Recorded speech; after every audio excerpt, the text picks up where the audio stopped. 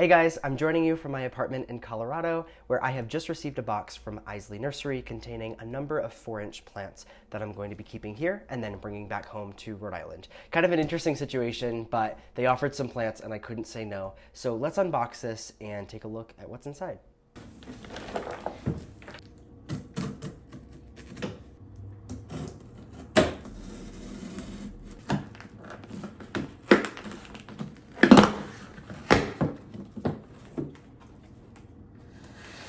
Okay.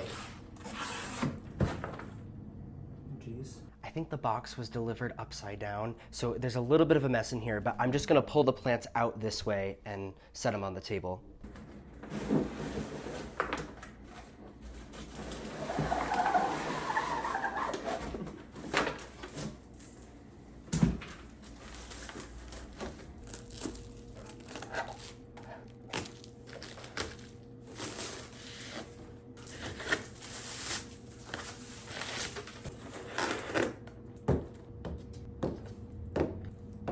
Let me just get this all cleaned up and then we'll be right back.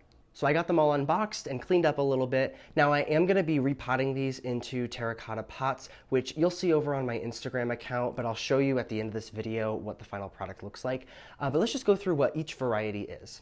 So this first one, which is really one of my favorites, is Thuja occidentalis primo. I have a little cheat sheet down here. Very compact form, super cool. I love the architecture design. This one is also really cool to me. It's Picea glauca blue planet and has like really tiny needles. This one here is called Thuja plicata whipcord, and you can see kind of that interesting habit that it has. Next up is Juniper squamata blue star. This is a pretty popular plant, but I love that blue color, especially for it not being a Colorado blue spruce. And then the last one is a Picea abies push. I think I'm saying it right, but P-U-S-C-H. If you want to know all the details about this, I will put links in the description down below. I also will go over how big all these get and then the care for them at the end of this video, but I want to show you what they look like once I repot them.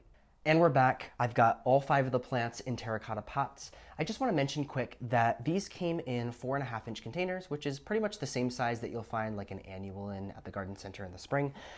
So I wanted to go the next size up, repotting them, but not too big because these are all slow growing. So it's going to take them some time to really fill in their space in the pots. The next size up I could find was 6 inches, which is pretty standard. So they might look a little small in these containers, but this is pretty much the best that I could do. I also wanted to mention that I used the Miracle-Gro cactus potting mix. It's just what I had on hand, but I think this is good because it's faster draining than an all-purpose potting mix, and these could probably suffer from root rot if I keep them too wet, especially being in a larger container, so it's better off to use something that's fast drying. But I just wanted to take a couple seconds with each plant and just talk about how big they're going to get and the requirements that they need. So let's start off. I have, this is Iseli's website up on my phone right now, just to give you guys some information. So the first one I have here is Picea abies push, which is this first one here. This is a type of spruce that will get about 2 feet tall and 3 feet wide. Now, they'll probably get a little bit bigger than this over time, but this is their garden size. So somewhere in between like 5 to 10 years, they'll end up getting to that size. It might take a little longer with the plants that I have just because they're starting off really small.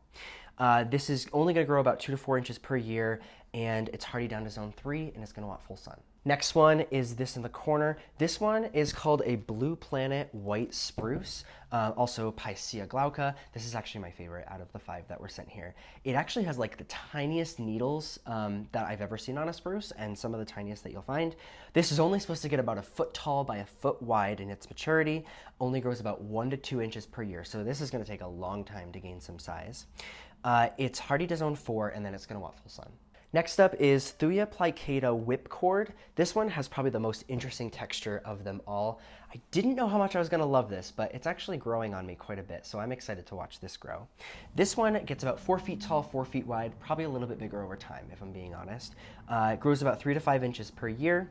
It's hardy only down to zone 5, and then it wants full sun to partial shade. You can definitely tolerate some partial shade, but you get a little bit more of like a yellowish color if you have it in the sun, and I think it just has a really cool kind of cascading look. Okay, somehow when recording I forgot to talk about the blue star juniper, which this is like one of the most important plants because it's very, very popular. But this plant happens to be about 2 feet tall by 3 feet wide at maturity. It'll grow about 2 to 4 inches per year. is hardy down to zone 4, and then you're gonna wanna give this as much sun as you can, so full sun.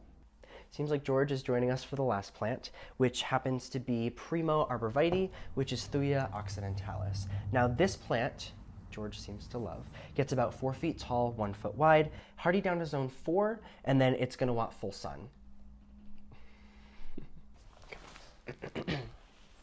I just wanted to mention that I'm going to keep these plants in these containers for now. Right now, if you're not aware of my situation, I'm on an internship in Colorado, but I'm originally from Rhode Island. So I'm going to keep these at the apartment that I'm living in, keep them outside, and we're still getting below freezing some nights. So when it is below freezing, I'll bring them in.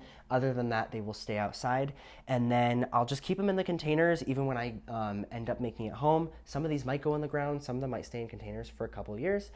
So we'll see what ends up happening with them. But I'm happy they're small because I have to drive them back home.